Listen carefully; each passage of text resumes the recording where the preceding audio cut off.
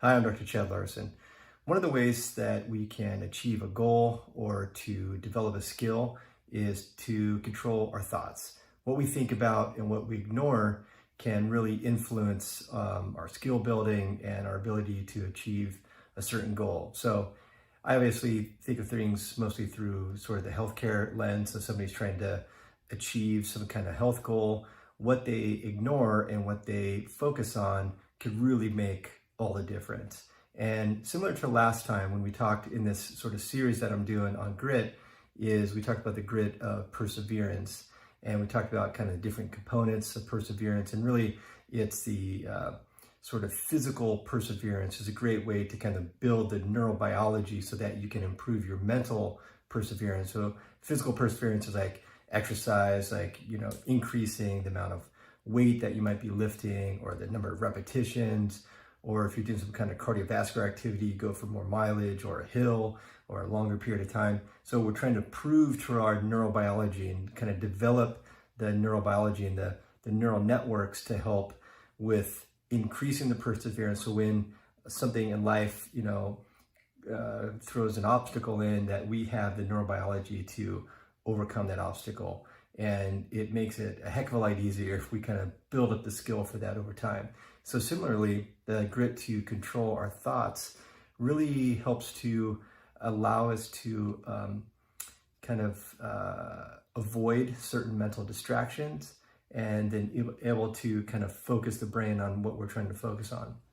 And this could be really helpful when we're trying to achieve some kind of goal or skill. But, also when it comes to, we're still in this global pandemic, and the number 2 risk factor for a poor outcome, this comes to the CDC website, is anxiety and fear disorders.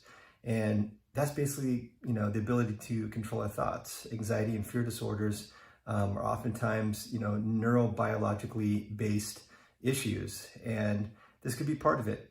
It's something that we can develop over time. So how do we develop it? There's some things that we can do to help control our thoughts, and some skills, some activities that we could incorporate in our life, hopefully on a daily basis, to help kind of bolster that part of our brain so that we could develop that grit skill.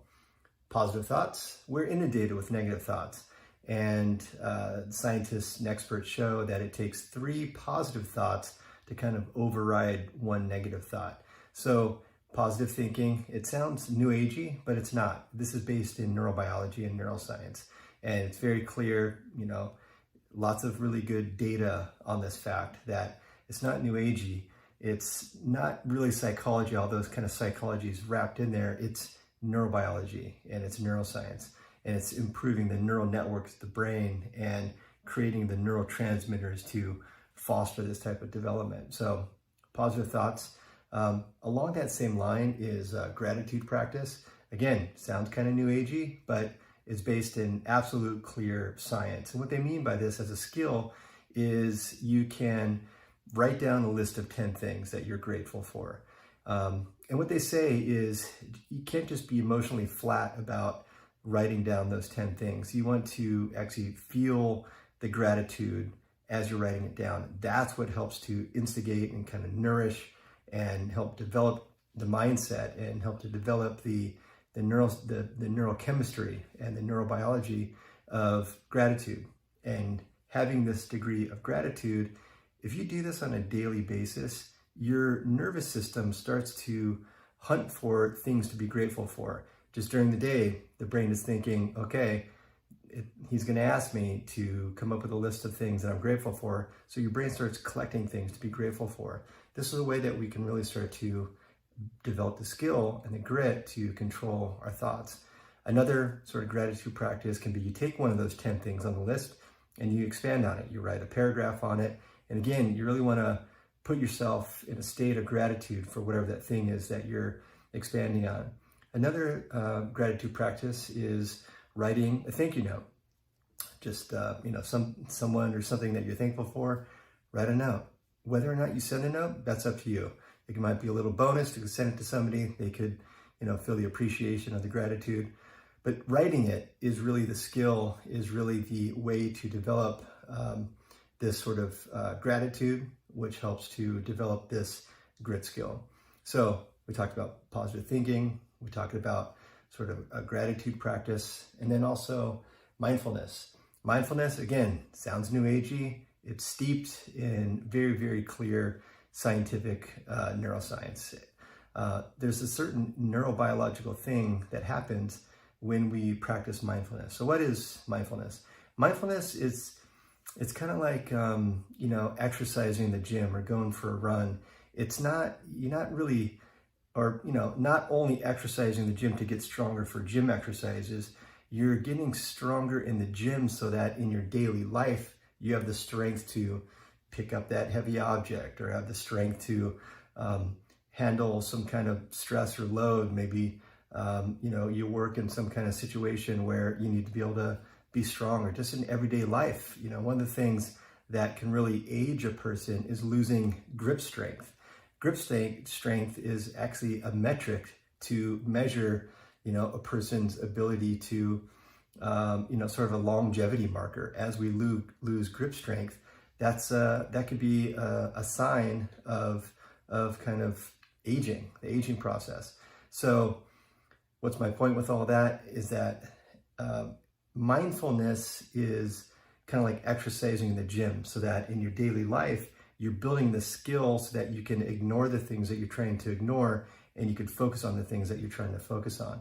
So mindfulness is just, kind of developing that particular skill. It can be something as simple as you're focusing on a word, and you come up with, whatever word you want to. It doesn't matter. It doesn't have to be some fancy mantra, although you can do that if you want to. It could be some kind of object. It could be a candle flame. It could be, you could do it sitting in a total, kind of meditative environment, or you can do it when you're going for a walk in nature. That's one of my favorite ways of doing it. And you come up with something, an object or something, or a word to focus on. And what that does is you're building a skill to teach your central nervous system and practice your central nervous system to avoid certain thoughts and to focus on the things that you're trying to focus on, and not allowing thoughts to kind of jump in there and take over. So the things that we ignore and the things that we focus on is really the result of developing this grit to control your thoughts. So a few skills that the more you practice them, the better. Go at least more days than not. Daily would be ideal, and you can really develop the skill. So last time we talked about the grit of perseverance. This time we talked about the grit to control your thoughts. And so we're inundated with, sort of negative thoughts and things that really distract our ability to focus. And this is really what we need to do on a regular basis to kind of get back in control of the things that we're thinking about, and avoiding the things that we don't want to think about. So I will keep reading the studies and bring you the information. Until then, keep it real.